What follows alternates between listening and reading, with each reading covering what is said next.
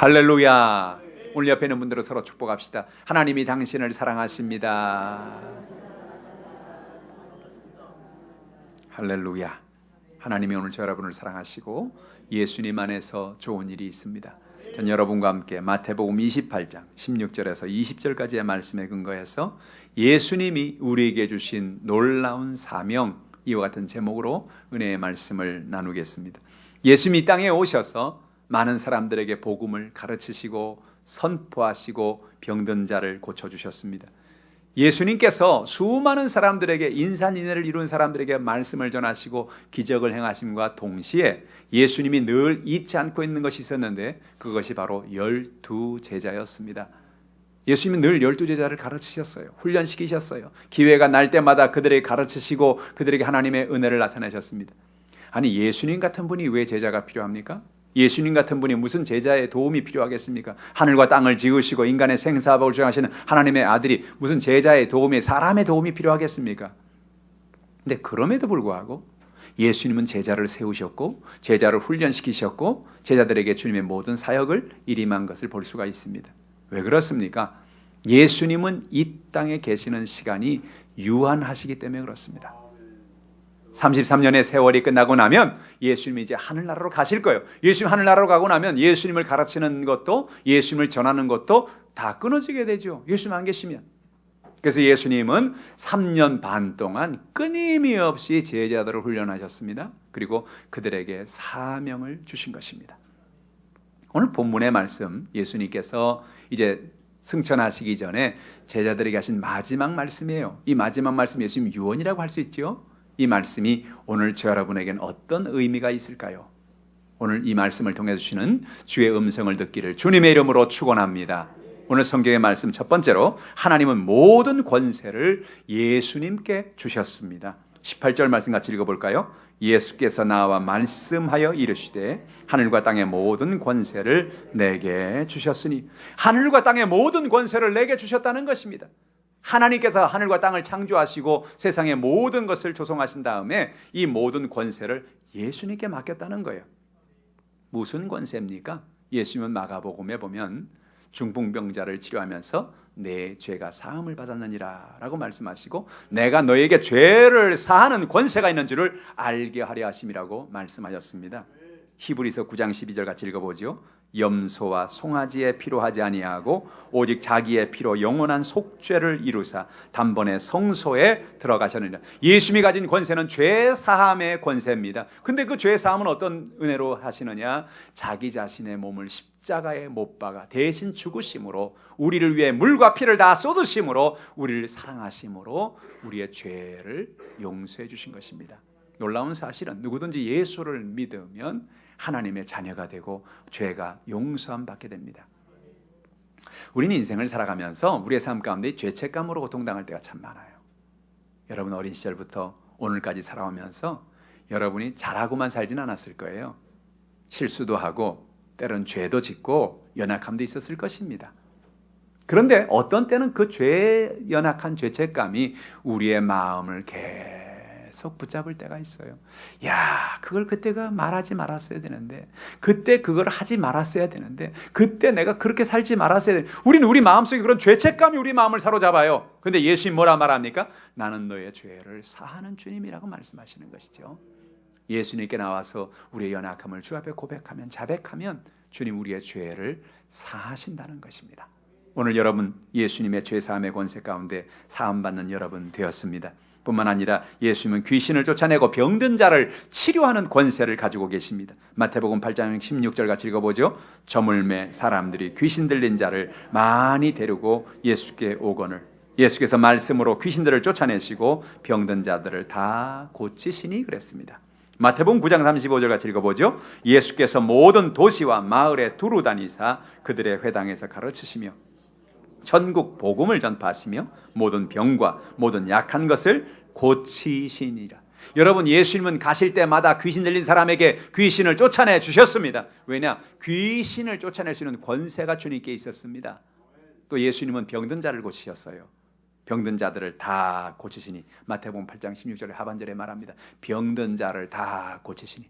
저는 이 말씀을 읽고 묵상할 때마다 마음에 큰 감동이 다가옵니다. 그렇지, 예수님이 고치지 못하는 병이 없지. 저들의 병을 다 고치시니 그랬습니다. 할렐루야. 따라합시다. 다 고치시니. 할렐루야. 어떤 때는 우리가 병들 때는 그래, 주님이 병은 고치는데 내 병은 못 고칠 거야, 그런 생각할 때가 있어요. 아니요, 예수님은 병을 다 고치십니다. 어떤 연약함도 고치십니다. 오늘 우리의 모든 연약함을 해결하시는 것입니다. 뿐만 아니라 모든 약한 것을 고치시는 것입니다. 모든 병과 모든 약한 것을 고치셨다고 마태복음 9장 35절 하반절에 말하고 있는 것입니다. 여러분, 예수님 앞에 나와서 주님을 의지하면 주님은 여러분의 약한 것을 고쳐주십니다. 약한 마음을 치료해 주십니다. 약한 몸을 고쳐주십니다. 삶의 연약한 모든 문제를 해결해 주시는 것입니다. 그 권세를 가진 예수님을 의지하기를 주님의 이름으로 축복합니다. 예수님, 우리의 상한 마음을 치유하시는 권세를 가지고 계시는 것입니다. 시편 34편 18절 말씀을 같이 읽어봅시다. 야훼는 마음이 상한 자를 가까이 하시고 중심으로 통회하는 자를 구원하시는도다. 요즘에 제가 CTS TV에서 매주 수요일마다 4인 4색 프로그램에서 마음의 치유와 용서에 대해서 제가 강의를 하고 있죠. 많은 사람들이 우리가 인생을 살면서 이런 상한 마음 때문에 고통스러워합니다. 가정의 어려움 때문에, 어린 시절부터 연약함 때문에 고통당하는 것입니다. 브루스 탐슨이라는 분이 계세요. 이분은 내 마음의 벽이라는 내적 치유에 대한 책을 썼는데, 이분이 내적 치유에 대해서 관심을 갖게 된 이유가 있다고 그 책에 기록하고 있습니다. 어린 시절에 선생님이 브루스를 불러요. 브루스야, 너 저 복도에 나가서 지금의 메신지를 좀 알아보고 와라 해서 선생님이 자기를 시키니까 얼마나 신나요. 여러분, 어렸을 때 선생님이 여러분 심부름 시키면 신났죠. 그런데 얘가 나가서 신나가지고 복도에 나가서 시계를 딱 보는 순간 잊어버린 게 하나 있었어요. 내가 시계 보는 걸 모르는 거예요. 큰일 났잖아요. 아니, 선생님이 몇 시냐고 물어봐서 너무 신나가지고 나오긴 했는데 시간을 볼 줄을 몰라. 그래서 들어가서 대강 둘러댔어요. 선생님 지금 몇 시고? 선생님 깜짝 놀라, 뭐? 시간이 그렇게 됐다고? 나가서 보니까 아니에요. 아하, 얘가 시계를 못 보는구나. 근데 문제는 선생님이 그걸 좀 잘 싸매줬으면 좋았는데, 툭 하면 시간에 좀 분위기 떨어진다면 브루스야 지금 몇 시지? 맨날 이러는 거예요. 그러니까 그 아이들이 동네에서, 그 학교에서 아들이 막 깔깔거리고 웃고, 얘는 얼굴이 날마다 빨개집니다. 아이고 창피해, 아이고 창피해. 그래서 마음에 깊은 상처를 받았어요. 상한 마음이 됐어요. 그 나중엔 자기 상한 마음 때문에 다른 사람의 마음을 고쳐주는 치료사가 됐다는 그 얘기가 그 책에 기록돼 있어요. 여러분이 인생을 살아가면서 상한 마음을 가지고 살 때가 참 많아요. 부모님이 한마디 툭 던진 이야기, 야 너는 야 언니만도 못해, 그게 뭐냐, 그 한마디가 일평생 가슴에 못이 박히는 거예요. 너는 네 형 좀 봐라, 형 좀 봐. 어? 넌 대체 그러면 그건 그래 좀 나요. 형한테 넌 네 동생 좀 봐라. 그러면 이건 정말 상한 마음이 되는 거죠. 우리 마음의 상한 마음을 주님이 치료하러 오셨다는 거예요. 치료의 권세를 가지고 계신다는 거예요. 누가복음 4장 18절 19절의 말씀은 이렇게 말합니다. 같이 읽어보죠. 주의 성령이 내게 임하셨으니 이는 가난한 자에게 복음을 전하게 하시려고 내게 기름을 부으시고 나를 보내사 포로된 자에게 자유를, 눈먼 자에게 다시 보게 함을 전파하며 눌린 자를 자유롭게 하고 주의 은혜의 해를 전파하게 하려 하심이라 하였더라. 오늘 예수님이 이 땅에 왜 오셨다고요? 포로된 자에게 자유를 주러 오셨다는 거예요. 포로됐다는 게 뭐예요? 우리 마음에 포로되어 인생을 살아가는 거예요. 우리의 마음속에 뭔가가 우리 마음을 포로로 잡아요. 너는 아무것도 아니야. 너는 못해. 너는 할 수 없어. 너는 누구에게도 인정을 받지 못하는 사람이야. 너는 사랑받지 못하는 존재야. 그런 마음이 우리의 마음을 포로로 잡을 때 우리는 아무것도 못해요. 근데 주님이 말씀하십니다. 내가 이 땅에 온 것은 너의 상한 마음을 치유하러 왔다. 포로에서 자유로움을 받을지어다. 그럼 뭐라 말하면 너는 사랑받는 존재다. 넌 하나님이 너를 사랑하신다. 너의 부모가 뭐라 말했던, 선생님이 뭐라 말했던, 친구가 뭐라 말했던, 사람들이 너의 외모나 너의 모든 학업이나 너의 모든 어떤 물질이나 너의 환경이나 무엇 때문에 너를 놀리고 어떻게 했던 간에 그건 너하고 상관이 없다. 나는 너를 사랑한다. 할렐루야. 당신은 사랑받기 위해 태어난 사람. 당신의 삶 속에서 그 사랑받고 있지요. 이 찬양처럼 우린 인생을 살아가면 수많은 상처와 연약함 속에서 우린 고통당하고 연약함을 당하고 인생을 살지만 하나님 뭐라 말합니까? 잊어버리지 마라. 너는 고통 속에 상한 마음 속에 살아갈 인생이 아니라 너는 사랑받기 위해 태어났다. 할렐루야. 오늘 예수님이 저 여러분을 치료하시는 것입니다. 여러분, 예수님은 놀라운 권세를 가지고 계십니다. 우리에게 성령의 능력을 주시는 권세를 가지고 계십니다. 우리에게 악하고 더러운 저주에서 자유케 하시는 권세를 주십니다. 가난과 저주에서 모든 연약함에서 자유케 하는 권세를 가지고 계시는 것입니다. 영원한 천국으로 우리를 들여다 보내기도 하고 못 들어가기도 할 수 있는 그런 권세를 가지고 있는 것입니다. 여러분, 예수 그리스도가 하늘과 땅의 모든 권세를 가지고 계십니다. 그 예수님만을 의지하는 여러분 되기를 주님의 이름으로 축복합니다. 두 번째로, 가서 모든 민족으로 제자를 삼으라는 것입니다. 이것이 주님 우리에게 주신 놀라운 사명인 것입니다. 19절 말씀 같이 읽어보죠. 그러므로 너희는 가서 모든 민족을 제자로 삼아 아버지와 아들과 성령의 이름으로 침례를 베풀고 라고 말하는 것입니다. 예수님은 제자 삼는 사역을 하셨습니다. 예수님 참 바쁘셨어요. 그런데 그 바쁜 와중에도 예수님은 수시로 제자들을 부르셨습니다. 그리고 그들을 가르치셨어요. 예수님께서 이 놀라운 가르침을 하신 이유는 예수님의 사역의 중심에 제자 훈련이 있기 때문이었습니다. 제자 훈련이란 뭡니까? 다른 것 아닙니다. 예수 그리스도를 닮아가는 훈련입니다. 예수님 우리의 선생님이 되시고 우리가 예수님의 제자가 되어지는 것입니다. 여러분, 여러분이 예수님의 제자가 되어지기를 주님의 이름으로 축복합니다. 예수님의 제자 훈련에 중요한 핵심이 있습니다. 그것이 뭐냐? 첫 번째로 예수님은 우리가 말씀 안에 살라고 이야기하십니다. 요한복음 8장 31절로 32절 말씀을 같이 읽어보죠. 그러므로 예수께서 자기를 믿은 유대인들에게 이르시되 너희가 내 말에 거하면 참으로 내 제자가 되고 진리를 알지니 진리가 너희를 자유롭게 하리라. 제자는 어떤 사람이냐? 선생님 말씀을 순종하는 사람이 제자지요. 선생님이 하라면 그거를 따라가는 게 제자지요. 선생님이 가르치면 그 가르침을 따르는 게 제자죠. 그래서 어떤 가르침을 따르는 사람들을 어떤 사람의 제자다, 어떤 학파다 그렇게 얘기하죠. A라는 것을 가르치는 그 선생님에 따르는 사람들은 A 학파입니다. B를 가르치는 사람들을, 선생님을 따르는 사람은 B 학파입니다. 그런 것처럼 우리가 예수님을 따르는 사람은 예수님의 제자인 것인데, 그 예수님의 제자의 특징은 뭐냐? 너희가 내 말에 거하면 참으로 내 제자가 된다는 겁니다. 예수님 말에 거하면, 예수님 말씀을 순종하고 살아가면 내 제자가 된다. 놀라운 사실은 예수님 말을 거할 때 진리를 알지니 진리가 너희를 자유롭게 하리라 그랬어요. 예수님 말씀이 왜 우리를 자유롭게 합니까? 우리의 마음속에 우린 잘못된 사실들을 진리인 양 알고 살 때가 많습니다. 어떤 사람들은 그럽니다. 이사하기 전에 좋은 날을 받아서 이사를 해야 된다. 이사하기 전에 귀신을 먼저 잘 다스려 놔야 된다. 그래야 이사가도 문제가 없다. 진리를 알고 있는 게 아닙니다. 진리는 무엇입니까? 진리는 하나님의 은혜 가운데 어느 날 이사가든 그건 의미가 없습니다. 예수 이름으로 기도하면 우리는 어느 날 이사가도 상관이 없어요. 할렐루야. 어떤 사람들은 1월 1일이 되면 가서 점을 칩니다. 올해는 어떤 운명이 되겠습니까? 그 처음에는 좋게 얘기해 줍니다. 아, 뭐가 좋고, 아하, 이럴 수가 뭐 이럽니다.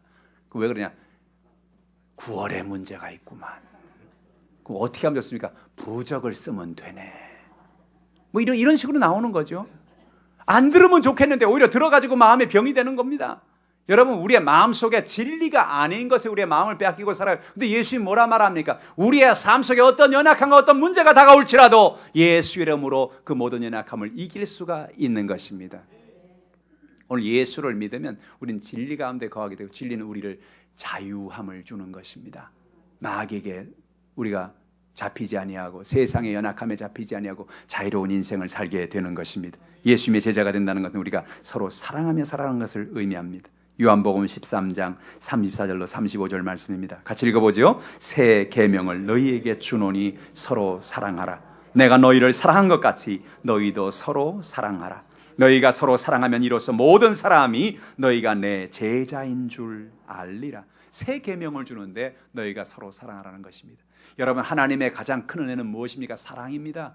오늘도 하나님은 우리를 사랑하십니다. 하나님이 여러분 온 천지와 만물을 왜 지은 줄 아십니까? 하나님의 사랑으로 지으셨어요. 하나님의 사랑의 마음이 가득했어요. 야, 내가 온 천하 만물을 지어서 이것을 인간을 만들어가지고 인간들에게 맡겨줘야 되겠다. 그들에게 선물로 줘야 되겠다. 하나님의 사랑의 마음에서 온 세상이 지어진 거예요. 그래서 여러분 세상이 아름다운 겁니다. 어제도 하늘을 쳐다보니까 야, 하늘이 어떻게 이렇게 높은지, 어떻게 하늘이 이렇게 새파란지. 저는 가끔 자연을 보면서 깜짝깜짝 놀랄 때가 있어요. 감탄할 때가 있어요. 와, 멋있다. 겨울만 돼도 그렇게 앙상하던 검단산이 푸르고 아름답고, 야, 멋있다. 할렐루야. 지난번에 우리 성도님 신방을 가냐고 저 미사지구에 신방을 갔는데, 미사지구에 가서 강가에 가까운 데 아파트에서 올라가 보니까 와, 한강이 멋있구나. 우린 참 멋있는 동네에 살고 있구나. 할렐루야. 여러분, 하남에 사는 거 복 받은 겁니다. 이렇게 아름다운 동네에 살고 있잖아요. 하나님이 지으신 모든 세계, 그 모든 것이 아름답습니다. 그 아름다운 세계를 하나님이 우리에게 주신 거예요. 하나님이 왜 이렇게 아름답게 만들었습니까? 하나님의 사랑에서 이 모든 것을 지으신 거예요. 할렐루야. 그래서 오늘 하나님 우리에게 원하는 게 뭐냐? 사랑하며 살라는 것입니다. 예수님이 이 땅에 와서 우리에게 사랑의 본을 보여주셨죠. 그것이 자기의 생명을 바쳐서 우리를 건지고 우리를 구원한 것이죠. 오늘 여러분 사랑하며 살기를 주님의 이름으로 축복합니다. 내가 너희를 사랑한 것 같이 너희도 서로 사랑하라는 것입니다. 할렐루야. 누가 사랑해야 될까요? 남편과 아내가 사랑해야 합니다. 여러분, 우리가 인생을 살아가면서 세월이 지나가면서 10년, 20년, 30년 이렇게 살아가면서 처음에 결혼을 하면 열띤 사랑으로 결혼을 합니다. 막 가슴이 뜁니다. 안 보면 보고 싶고, 이걸 눈꺼풀에 뭐가 하나 씌었다고 말하는 것입니다. 그런데 그 사랑이 영원히 가지 않습니다. 3년이고 5년이고 지나가면 그 눈꺼풀에 꺼풀이 딱 벗겨질 때가 옵니다. 그 다음부터 뭐가 보이냐? 연약한 것이 보이기 시작합니다. 실수가 보이기 시작합니다. 단점이 보이기 시작합니다. 그러면 그거 가지고 자꾸 얘기를, 이것 좀 고치지, 이것 좀 하지. 그래서 그때부터 어려움이 막 생기기 시작하는 거예요. 놀라운 사실이 뭡니까? 모든 사람은 다 허물이 있는 사람인 것입니다. 주님은 우리에게 뭐라 말합니까? 사랑하며 살라는 것입니다. 처음은 사랑으로 만나서 결혼을 하고, 그 다음에 뭐로 사느냐? 그 다음엔 의리로 사는 거라고 합니다. 할렐루야. 주의 은혜 가운데 서로를 사랑으로 품어주시기를 주님의 이름으로 축복합니다. 가장 중요한 게 뭐예요? 여러분, 사랑하는 데서 가장 중요한 게 뭐예요? 그거는 매력이 아니에요. 사랑은 매력으로 하는 게 아니에요. 사랑은 긍휼히 여기는 마음으로 하는 거예요. 서로를 불쌍히 여기는 거예요. 여러분 한번 보세요. 여러분 남편, 아내를 한번 쳐다보세요. 10년, 20년, 30년 살아가면서 점점 얼굴에 짜글짜글 주름살이 생기고, 머리에 흰 머리카락이 하나 둘 생기기 시작하고, 그러면서 여러분, 우리 주변의 사람을 바라볼 때, 남편과 아내를 바라볼 때 안 됐다는 생각이 들지 않아요? 참 불쌍하다는 생각이 들지 않아요? 그래요. 우린 사랑하며 살아야 돼요. 남편과 아내, 부모와 자녀도 마찬가지예요. 우리가 살아가는 우리의 주변의 이웃들도 마찬가지예요. 우린 인생을 살아가면서 우리 서로를 격려해주고 서로를 사랑해 주어야 합니다. 왜 교회 나옵니까? 교회 나오는 이유는 서로를 사랑해 주기 위해서 나오는 거예요. 서로를 사랑받기 위해서 나오는 거예요. 여러분, 하나님께서 여러분 한 사람 한 사람에게 사랑을 실천하고 살라는 것입니다. 우리의 사랑의 실천의 모습은 다 달라요. 어떤 분은 교회 나와서 성가대로 시간을 들여서 하나님 앞에 여러분을 향한 사랑을 실천합니다. 예배를 드리는데 성가대가 없으면 얼마나 분위기가 썰렁하겠어요. 여러분 교회 들어오실 때 누군가가 주보를 여러분에게 나눠드리죠? 그분이 안 계시면 여러분 얼마나 썰렁하겠어요. 누군가가 와서 토요일날 미리 와서 교회를 아름답게 청소를 하고, 또 토요일날 와서 여러분 우리 봉사자들을 위해서 점심을 준비하고 하는 이런 모든 일들, 이 모든 일들 하나하나가 누군가를 사랑해서 하는 마음이에요. 찬양을 준비하고 성가를 하고 하나님 앞에 영광을 돌리고 하는 이 모든 것들이 내가 드리는 시간으로 말미암아 남선교회, 여선교회, 새신자실, 우리 교회학교 어디에서든지 간에 우리가 하는 그 모든 수고가 그게 뭐예요? 다른 사람들을 사랑하는 마음으로, 하나님을 사랑하는 마음으로 하는 거죠. 할렐루야. 사랑은 표현되기 전까지는 아무도 몰라요. 사랑은 표현돼야지 해야 돼요. 할렐루야. 아이들이 아빠가 일평생 사랑한다는 말을 한마디도 안 했어요.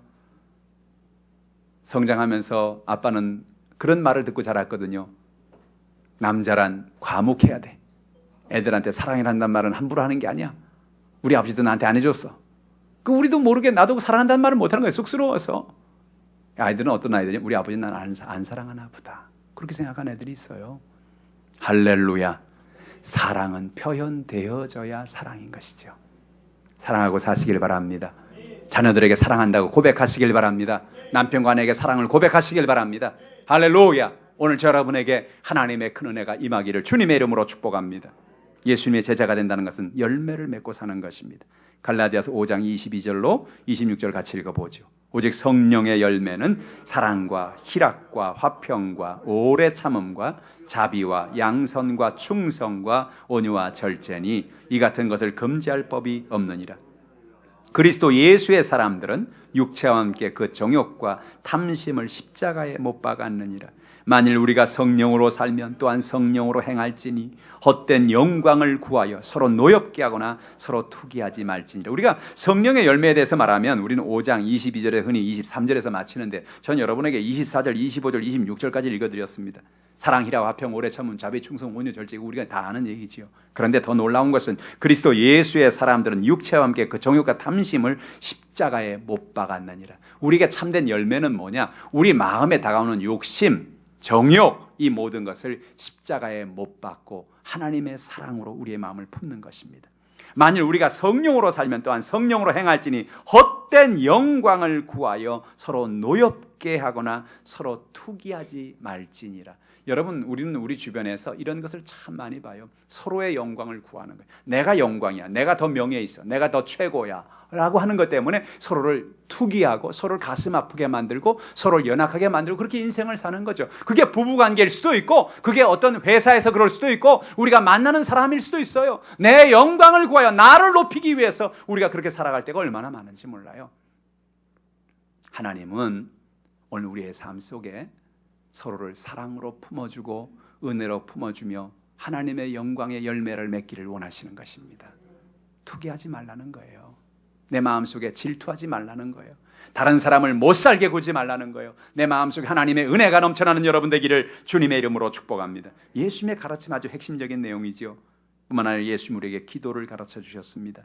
마태복음 26장 40절 제자에게 중요한 이야기지요. 같이 한번 읽어봅니다. 제자들에게 오사 그 자는 것을 보시고 베드로에게 말씀하실 때 너희가 나와 함께 1시간도 이렇게 깨어있을 수 없더냐. 여러분, 예수 믿는 사람은요 적어도 하루에 1시간은 기도해야 됩니다. 아주 중요한 얘기예요. 예수님 뭐라 했냐면 너희가 1시간도 나하고 이렇게 깨어있을 수 없더냐. 이게 바로 겟세마네에서 주님이 얘기하신 얘기죠. 우린 매달 겟세마네 교회들 교회에서 하죠. 또 가을이 되면 40일, 50일 작정해서 여러분 우리가 성경을 읽고 겟세마네 기도를 하죠. 이건 뭐냐면 우리가 기도하는 훈련을 하는 것입니다. 적어도 1시간 하나님 앞에 나가서 우리가 말씀을 읽고 기도하는 연습을 하는 겁니다. 그게 제자 훈련이에요. 예수님 앞에 나가서 1시간도 내가 깨어 기도할 수 없더냐. 예수님이 다음 날이면 십자가를 못 박혀 죽습니다. 제자들은 그 다음 날 엄청난 시험에 빠지게 됩니다. 베드로는 예수를 모른다고 도망치고 다른 제자들은 예수님 안 보이는 것에 아예 사라져버리고 오직 유일하게 요한이란 제자밖에는 예수님의 십자가 앞에 없습니다. 어떻게 된 일입니까? 큰 시험이 그들에게 다가옵니다. 그 예수님 뭐래요? 기도해라. 시험이 다가오고 있다. 시험이 다가오고 있다. 기도해라. 기도로 시험을 이길 수 있게. 할렐루야. 시험이 없는 것 아닙니다. 인생에 수많은 시험이 다가옵니다. 문제가 다가옵니다. 연약함이 다가옵니다. 예수를 믿든지 안 믿든지 수많은 사람의 연약한 문제가 어려움이 있지 않습니까? 그런데 놀라운 사실은 뭐냐? 어떤 시험이 다가와도 시험 자체가 없는 건 아니지만 어떤 시험이 다가와도 기도하면 시험을 이기게 된다는 겁니다. 그게 중요한 거예요. 예수님이 제자들에게 가르친 정말 중요한 게 뭐냐? 기도하라는 겁니다. 여러분 적어도 하루에 1시간 기도하십시오. 제가 여러분 131 운동을 늘 얘기하잖아요. 제가 목회 28년을 하면서 제가 깨달은 정말 중요한 진리가 있는데 그게 뭐냐면 우리 영성에서 정말 중요한 게 하루에 적어도 1시간 기도하고 하루에 적어도 성경을 석 장 묵상하고 적어도 하루에 한 사람에게 복음을 전하면 그 사람의 신앙은 살아있는 신앙이 됩니다. 흘러 떠내려가지 않습니다. 할렐루야. 그 제가 131 운동을 늘 강조하는 이유가 바로 그거예요. 적어도 1시간은 기도하자. 할렐루야. 근데 여러분 이렇게 바쁜데 우리가 1시간 기도할 시간이 있습니까? 기도할 시간은 언제밖에 없어요? 안 자는 시간밖에 없어요. 안 자는 시간. 그 시간이 언제예요? 대부분 새벽입니다. 대부분 새벽. 왜 다른 시간엔 가족들하고 얘기도 해야 되고 밥도 먹어야 되고 일도 해야 되고, 근데 대부분 사람들이 아무도 내게 관여하지 않는, 그 나만이 가질 수 있는 시간은 대부분 새벽이에요. 그래서 새벽 기도를 하는 겁니다. 할렐루야. 여러분, 하나님 은혜 가운데 여러분 새벽 기도를 시작하시길 주님의 이름으로 축복합니다. 교회 나와서 하면 제일 좋고요. 만약에 교회 못 나온다면 집에서라도 하시라고. 집에서라도 무릎 꿇고 거실에 나가든지 옆방에 가든지 아니면 화장실에 가도 괜찮아요. 화장실에 가도 거기서 주님을 만나시라고요. 기도하시라고요. 하나님을 의지하는 여러분 되기를 주님의 이름으로 축복합니다. 우리는 제자를 삼아야 하는 것입니다. 오늘 본문에 보니까 가서 아버지와 아들과 성령의 이름으로 가르치라 해서 가서 가라. 할렐루야. 오늘 여러분이 가는 여러분 되기를 주님의 이름으로 축복합니다. 그냥 머물지 말라는 것입니다. 하나님의 소원이 무엇입니까? 가서 영혼을 구원하는 것입니다. 디모데전서 2장 4절 말씀 같이 읽어보죠. 하나님은 모든 사람이 구원을 받으며 진리를 아는 데 이르기를 원하시느니라. 다니엘서 12장 3절 같이 읽어보겠습니다. 지혜 있는 자는 궁창의 빛과 같이 빛날 것이요 많은 사람을 옳은 대로 돌아오게 한 자는 별과 같이 영원토록 빛나리라. 할렐루야. 하나님이 뭘 가장 원하실까? 하나님이 뭘 가장 기뻐하실까? 우리는 그걸 생각해 보면 하나님이 기뻐하는 일을 해드리면 하나님 우리에게 은혜와 복을 주시죠. 제가 처음 주의 종이 되어서 교구에 사역을 나갔는데 어느 집에 가서 밥을 먹는데, 식사를 하는데, 옛날에는 되게 우리가 신방하면은 집에서 밥을 다 했잖아요. 그래서 신방을 나고 이제 점심을 먹는데 아주 된장을 아주 구수하게 잘 끓이셨어요. 된장을 제가 맛있게 먹었습니다. 근데 그 다음날 집에 또 갔는데 된장이 있어요. 그 다음 집도 가서 또 된장이 있어요. 한 달 내내 신방하는데 다 된장이 나오는 거예요. 희한하다. 이거 무슨 일인가 알고 봤더니 내가 된장을 잘 먹는다는 소문이 쫙 퍼져가지고 가는 곳마다 된장을 끓이는 거예요. 그래서 딴 것도 먹을 줄 안다 그랬어요. 할렐루야. 여러분, 하나님이 뭘 좋아하시는가를 우리는 생각해 봐야 돼요. 하나님이 뭘 좋아하시지? 하나님이 뭘 기뻐하시지? 하나님이 뭐 때문에 감격하시지? 하나님이 기뻐하는 것은 한 가지예요. 잃어버린 영혼이 돌아오는 것입니다. 99명의 의인보다 한 사람의 죄인이 돌아오면 하늘나라에서 잔치가 벌어진다고 하나님은 말씀하셨습니다. 저는요, 우리 여의도 순복음 하나님교회가 매주 하나님께 잔치를 벌여드렸으면 좋겠어요. 할렐루야. 하나님께서 그러셔요. 요즘에 잔치 벌이는 교회가 별로 없는 것 같아. 나한테 좀 잔치 좀 벌이게 해다오. 할렐루야. 어떻게 하면 잔치를 벌인다고요? 죄인이 돌아오면 잔치 벌인다는 거예요. 할렐루야. 영혼이 구원받으면 잔치 벌인다는 거예요. 할렐루야. 그래서 우리가 매주일마다 우리 하나님께 잔치 차려드립시다. 아멘이십니까? 뭐예요? 영혼 구원하면 되는 거예요. 하나님이 우리에게 원하시는 소원이에요. 많은 사람들을 내가 구원받기를 원한다. 하나님이 많은 사람들을 옳은 길로 돌아오게 한 자는 별과 같이 영원토록 빛나게 될 것이다. 여러분이 천국 가서요, 하나님이 놀라운 상급과 복을 받게 되는데 그 복은 다른 것 아닙니다. 내가 얼마나 많은 영혼을 구원했느냐, 얼마나 많은 사람들을 옳은 곳으로 돌아오겠냐. 여러분이 하나님의 면류관을 봤는데 거기에 반짝반짝 빛나는 별과 같은 면류관을 하나님이 촘촘하게 박아주실 줄 믿습니다. 그 별은 몇 개가 있느냐, 몇 영혼을 구원에 따라 달린 것 같아요. 보진 않았지만 그럴 것 같아. 할렐루야. 그럼 우리가 다 가보면 아는 거죠. 저분은 12명 구원하셨네. 별이 12개 있네. 그런 거죠. 그죠? 저분은 25개가 있네. 저분은 목이 아프겠네. 100개가 머리에 면류관에 달려있네. 할렐루야. 근데 어떤 분은 이거 하나도 없네. 이건 정말 어려운 거죠. 그죠? 사랑하는 성도 여러분, 복음을 전합시다. 하나님이 기뻐하는, 하나님이 우리에게 주신 사명을 위해서 믿음으로 살아가는 여러분 되기를 주님의 이름으로 축복합니다. 세 번째로, 세상 끝날까지 예수님이 우리와 함께 하심을 기억하라는 것입니다. 20절 말씀 같이 읽어보죠. 내가 너에게 분부한 모든 것을 가르쳐 지키게 하라. 볼지어다 내가 세상 끝날까지 너희와 항상 함께 있으리라 하시니라. 여러분, 복음을 전할 때 우리는 우리 마음속에 그런 생각일 때가 있어요. 아유, 저는요, 제가 소심해서요, 제가 내성적이라서요, 복음을 잘 못 전합니다. 그 얘기는요, 출애굽기에 나오는 모세 얘기하고 똑같은 얘기예요. 하나님이 모세를 불러서 애굽에 보내니까 바로 왕이 가서 이스라엘 백성을 보내라 그러니까 하나님 안 됩니다. 전 입술이 둔해서요, 전 할 수가 없어요. 하나님 뭐라고 말씀하세요? 내가 세상 끝날까지 너희와 항상 함께 있으리라. 하나님 말씀하시는 것입니다. 여러분, 우리가 내가 열매 맺으려고 하면 그건 어려운 거예요. 사람들에게 나아가서 내가 사람들에게 복음을 전하고 내가 열매 맺고 내가 그를 교회에 인도해서 그를 교회에 다니게 하고, 그렇게 생각하면 그건 어려운 거예요. 그런데 여러분, 놀라운 사실은 뭡니까? 내가 할 일은 뭐냐? 내가 할 일은 그냥 전해주는 거예요. 가르쳐주는 거예요. 여러분, 많은 사람들이 여러분 하나님을 다 알 것 같죠? 교회를 다 알 것 같죠? 많은 사람들이 하나님이 어떤 분인지 알 것 같죠?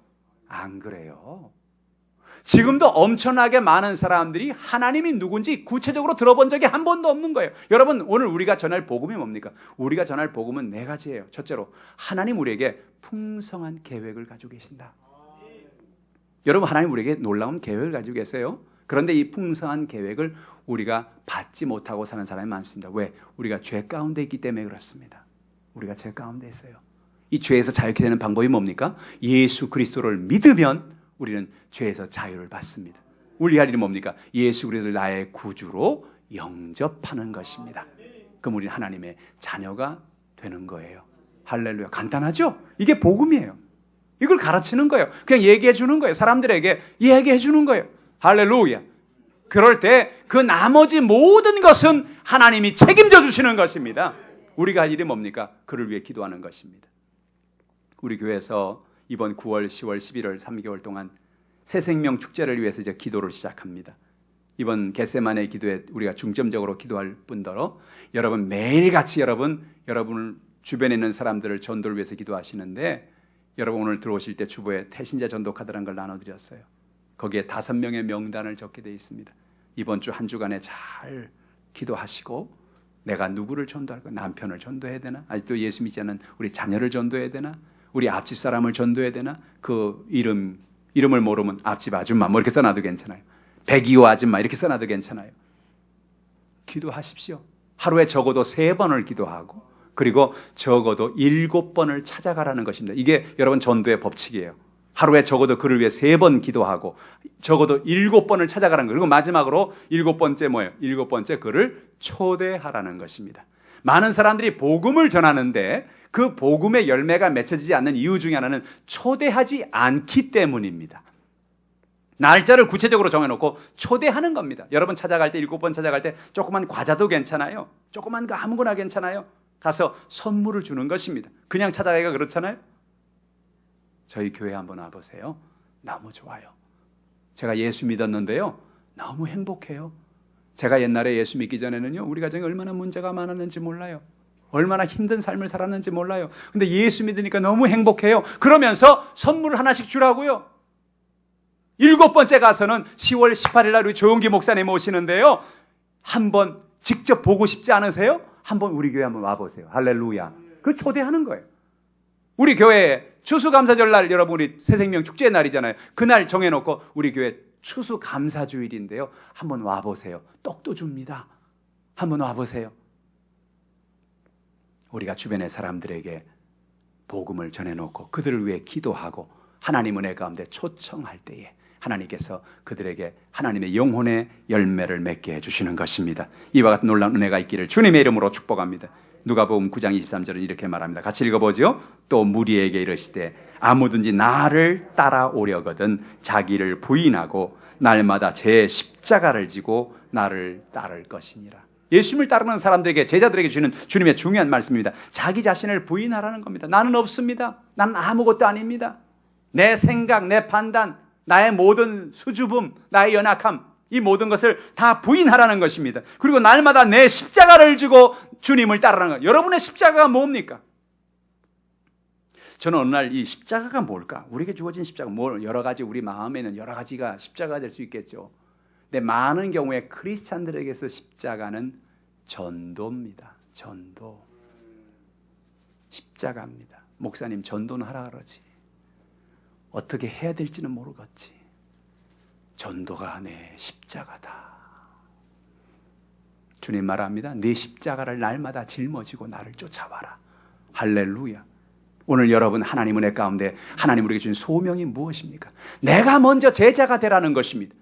내가 먼저 제자가 되어 주의 말씀을 날마다 묵상하고 하나님 은혜 가운데 믿음으로 기도하고 하나님의 역사하심을 바라보고 믿음으로 열매를 맺어가라는 것입니다. 그리고 그 제자된 그 삶을 우리 주변의 사람들에게 사랑으로 전하라는 것입니다. 내가 만난 예수, 내가 만난 그 놀라운 하나님의 은혜, 하나님의 놀라운 축복, 그 은혜를 발견하고 증거하고 영광을 돌린 여러분 되기를 주님의 이름으로 축복합니다. 하나님의 성령께서 여러분 한 사람 한 사람에게 오늘 이러한 놀라운 성령의 능력을 부어주기를 원하십니다. 여러분의 가정에 어떤 연약함, 어떤 문제가 있든지 여러분의 삶의 모든 것을 채워주기 원합니다. 여러분 하나님을 기쁘게 하면 하나님은 우리를 기쁘게 해주십니다. 우리가 하나님의 영광을 위해 살면 하나님 우리의 모든 것을 채워주시는 것입니다.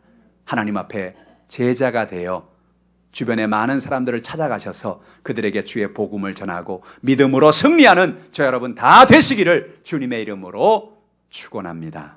기도하겠습니다. 하나님 아버지, 하나님의 놀라우신 은혜와 사랑을 감사를 드립니다. 하나님 아버지, 우리 놀라운 소명을 받았습니다. 하나님 우리 한 사람 한 사람을 부르셔서 제자로 부르시고 우리 한 사람 한 사람에게 예수 그리스도의 복음을 전하며 제자 삼으며 우리가 받은 놀라운 은혜를, 그 사랑을 전하며 살 수 있는 은혜를 주셔서 감사합니다. 하나님 아버지, 날마다 말씀에 거하기를 원합니다. 날마다 주님의 사랑을 우리가 체험하고 그 사랑을 이웃들에게 나누며 살기 원합니다. 하나님의 말씀 가운데 우리의 삶의 변화의 역사가 임하게 도와주시옵소서. 우리에게 주신 사명을 감당해 부족함이 없게 도와주시고 오늘 이 자리는 우리 모든 주의 백성들에게 성령의 기름을 부어주시옵소서. 제자들이 성령 충만 받기 전에는 담대하게 나가지를 못했습니다. 숨어 있었습니다. 성령 받고 나자 그들은 담대하게 시장으로 뛰어나갔고 사람들이 가장 많이 모이는 곳에 가서 예수 그리스도를 시인하고 예수 그리스도를 고백하고 예수 그리스도를 증거할 때에 하루에 3,000명이 돌아오고 하루에 5,000명이 돌아오고 하나님의 나라가 임하게 되었습니다. 하나님 여의도 순복음 하남교회를 이와 같이 사용하여 주시옵소서. 하나님, 하나님의 주시는 세미한 음성에 귀를 기울이게 하시며 하나님 은혜 가운데 믿음으로 나아가는 놀라운 사명을 감당하는 우리 모두가 되게 하여 주시옵소서. 날마다 우리 자신을 부인하게 하시고 안 돼, 못할 거야, 난 할 수 없을 거야, 이런 생각 부인하게 하시고 하나님이 나와 함께 하신다, 하나님 날 도와주신다, 하나님 내게 능력을 주신다, 그 사실을 믿고 바라보고 믿음으로 승리하는 우리 모든 주의 백성들이 다 되게 하여 주옵소서. 오늘 어떤 연약함을 가져 나왔든지 어떤 답답한 문제를 가져 나왔든지 좋으신 아버지께서 그 모든 연약함과 문제를 해결하여 주시옵소서. 감사드리며 예수님의 이름으로 축복하며 기도하옵나이다. 아멘.